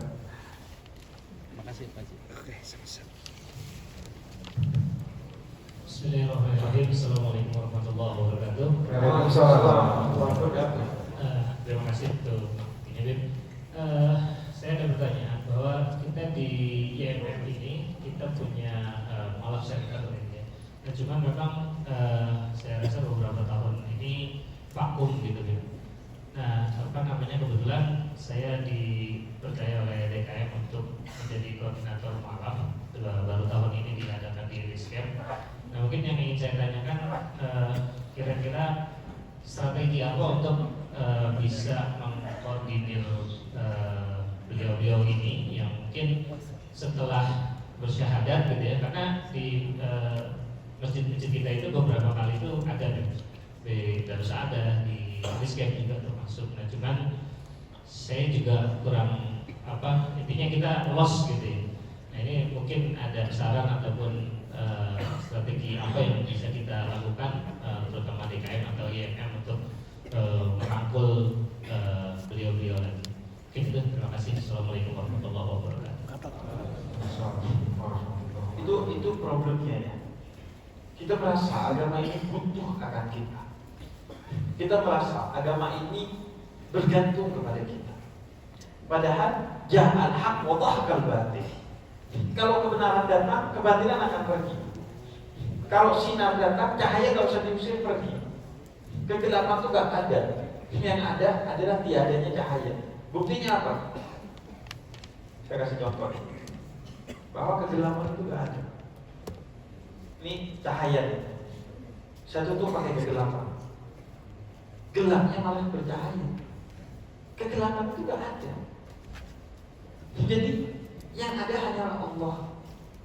Jangan merasa kemudian Allah butuh kita. Itu yang saya rasakan akhir-akhir ini. Orang tuh kayak berbondong-bondong pengen orang mualaf, tapi tidak pernah mempersiapkan diri dengan baik. Akhirnya kadang kita dikecoh mualafnya karena mau nikah. Kadang kita dikecoh mualafnya karena salah paham kepada agama sebelumnya. Akhirnya ketika paham agama sebelumnya kembali ke agama sebelumnya. Kadang kita juga salah. Udah mualaf gak kita urusi. Akhirnya balik lagi. Kita ini agama ini gak butuh sales. Agama ini butuh dai, orang yang ngajak, nuntut. Makanya saya selalu bilang, kasih pemahaman yang benar. Kalau memang tertarik, yakinkan. Karena kata Syekh Abdul Qadir Jailani, seorang yang masuk Islam itu harus keluar dari agama sebelumnya. Keluar bukan hanya secara lahiriah, tapi secara batin. Dia nggak percaya sama agama sebelumnya. Kadang kita, tapi saya masih percaya Yesus. Ada apa-apa. Yesus juga ada di sini, Nabi Isa namanya. Enggak gitu. Allah gak butuh kita untuk bersikap seperti itu. Ya, hak Allah akan batin. Kalau kebenaran datang, kebatilan pergi dengan sendirinya. Kita meyakini Islam sebagai kebenaran. Saudara-saudara kita meyakini Katolik, Kristen, Hindu, Buddha, Konfusius sebagai kebenaran. Maka jangan sampai itu menjadi ego kita. Makanya login itu kan pertama kali mempopulerkannya saya dan Ona. Tapi Anda cari video saya mualafin orang itu gak ada. Pernah sekali kecelakaan satu tempat. Tapi saya nggak suka, karena bagi saya itu urusan kita lagi, iman dengan Allah dalam sendirian, bukan untuk konsumsi orang lain, apalagi media. Enggak. Itu paling penting dari hidup orang, hati yang beriman kepada Allah. Makanya jangan permainkan. Ketika ada orang mualaf, ya berarti Anda harus bertanggung jawab, Anda harus bimbing. Makanya saya nggak pernah. Saya membimbingnya melalui guru saya. Kalau ada orang yang pengen mualaf, saya antarkan ke guru saya, Habib Jindan bin Novel bin Salim bin Jindan. Dibimbing di sana. Karena saya merasa nggak bisa membimbing. Saya masih sibuk dengan kekafirannya saya sendiri kok. Kalau suruh bimbing orang jadi Islam, kita masih kafir kok. Jadi memang seharusnya ini dirapikan semua. Dan tidak berbasis kepada ego, tidak berbasis pada perlombaan. Fastabiqul khairat, berlomba-lomba dalam kebaikan, bukan fastabiqul haq, bukan berlomba dalam kebenaran. Kebenaran biar menjadi urusan hati masing-masing. Wa ma'ala rasul illa bala. Tugas Rasul aja hanya menyampaikan. Siapa kita yang mau lebih dari itu? Mau orang masuk Islam, gak masuk Islam, urusan dia. Sama sekali tidak mempengaruhi kita. Dan jangan sampai isu itu menjadi isu yang menciderai nilai toleransi di antara kita, sehingga kemudian kita bisa hidup bersama. Karena pada akhirnya orang itu gak penting tahu agama kita apa. Yang orang ingin tahu dari kita adalah akhlak kita. Kalau kamu Islam terus kenapa? Kayak Nabi Muhammad gak kamu? Kalau kamu Kristen, kamu kayak Yesus kan? Kalau enggak, ada gunanya. Orang nggak mau lihat kamu itu siapa agamanya, tapi orang mau lihat apa yang terjadi setelah kamu beragama. Kalau kamu baik, maka agamamu jadi baik dan orang bisa jadi tertarik akhirnya kepada agama. Mayoritas orang yang masuk Islam di zaman Nabi Muhammad bukan karena baca Quran, bukan karena baca hadis. Quran juga belum laku, hadisnya juga belum lengkap waktu itu. Sebagian kecil sahabat yang masuk Islam karena diskusi dengan Nabi Muhammad. Sayyidina Salman Al-Farisi salah satunya. Yang lainnya melihat akhlak Nabi. Salah satunya ada seorang preman kejam di zaman itu, Adi ibn Hatim namanya. Datang ke rumahnya Nabi Muhammad ketok pintu. Nabi Muhammad buka. Nabi Muhammad persilakan masuk. Tempat duduknya Nabi Muhammad itu satu doang di rumahnya, alas gitu. Diberikan ke Adi bin Hatim sehingga Adi bin Hatim duduk di atas alas. Nabi Muhammad duduk lebih rendah dari Adi bin Hatim. Disambut dengan senyum, diberikan makanan dan minuman oleh Nabi Muhammad. Adi bin Hatim ini preman, benci Nabi Muhammad, mau bunuh dan mencelakai Nabi Muhammad hari itu. Saking mulianya Nabi Muhammad memuliakan Adi bin Hatim sehingga kata Sayyidah Aisyah, saya menduga Nabi itu gak tahu kalau yang datang Adi bin Hatim. Kalau tahu seharusnya tidak akhlak begitu. Dan ketika mau pulang, Adi bin Hatim yang rencananya mau membunuh Nabi Muhammad, ia memberikan jiwanya kepada Nabi Muhammad. Ia bersyahadat kepada Nabi Muhammad, memeluk dan menangisi Nabi Muhammad. Karena melihat akhlaknya. Kemudian akhlak Nabi Muhammad itu yang menggetarkan. Nah karena itu ini PR bagi kita agar kemudian memanage dengan baik. Itu penting mualaf center untuk memfasilitasi orang-orang yang memang tertarik kepada Islam. Tapi memang harus digarap dengan serius agar kemudian itu termanage dengan baik. Dan yang kedua, sebagaimana kita ingin orang juga merasakan Islam, maka jangan sampai kita sampai menghalang-halangi, apalagi melakukan ini dan itu yang membuat orang ketika mau masuk agama lain jadi terhalang. Kita pengen semua orang Islam karena kita meyakini Islam itu yang benar. Tapi itu cukup hati dan doa kita dan dakwah kita. Karena seringkali khususnya di Jawa, kalau ada orang masuk Islam boleh, kalau ada orang masuk agama lain dihujat. Enggak gitu. Biarkan setiap orang dengan agamanya masing-masing. Mau masuk Islam, keluar Islam, terserah. Tugas saya hanya menyampaikan ajaran Islam, mempertontonkan akhlak Islam, dan menghormati orang yang bukan Islam. Selesai. Kita adil terhadap orang yang kita benci pun kita akan bersikap adil sebagaimana pesan dari Al-Quran. Baik, kalau kita sudah ngobrol gini nggak bakalan habis rasanya. Iya. Biasa 11 sampai 12 malam. Dan karena besok hari kerja, Habib juga butuh istirahat. Besok turun gitu ya? Besok ya, malam ini turun, besok balik ke Jakarta. Oke. Jadi kita berikan kesempatan Habib Jafar untuk beristirahat. Saya juga memberikan kesempatan Anda untuk beristirahat. Nah, yang pengen foto kalau satu-satu nggak bisa. Jadi nanti berkumpul aja di sini seperti kemarin, kemudian Habib di tengah. Itu rasanya lebih adil. Terakhir, ada yang ingin disampaikan lagi atau sudah cukup? Enggak, mungkin saya hanya mau menyampaikan terima kasih atas sambutannya. Senang sekali bisa ketemu dengan bapak-bapak semua di sini, merasakan keindahan di sini, merasakan toleransi yang begitu hangat di sini. Ini pengalaman yang besar, pengalaman yang baik, pengalaman yang indah bagi saya. Insya Allah saya berjanji akan bawa ini ke cerita-cerita di podcast-podcast saya akan menjadi inspirasi bagi orang di luar sana. Dan mari kita jaga persaudaraan antar iman, antar agama, antar suku, karena tidak ada yang lebih indah dari keamanan. Kalau udah aman enak, mau ibadah bisa, mau jualan bisa, mau ngapain bisa, mau istirahat bisa. Tapi kalau udah gak aman, istirahat aja gak bisa. Tidur tuh tiba-tiba ada suara apa kaget gitu. Jadi jaga suasana kondusif di tengah perbedaan ini agar kita bisa hidup dalam sakinah, dalam kedamaian. Terima kasih. Semoga ibadah kita di bulan Ramadan diterima oleh Allah. Semoga kita mendapatkan malam Lailatul Qadar.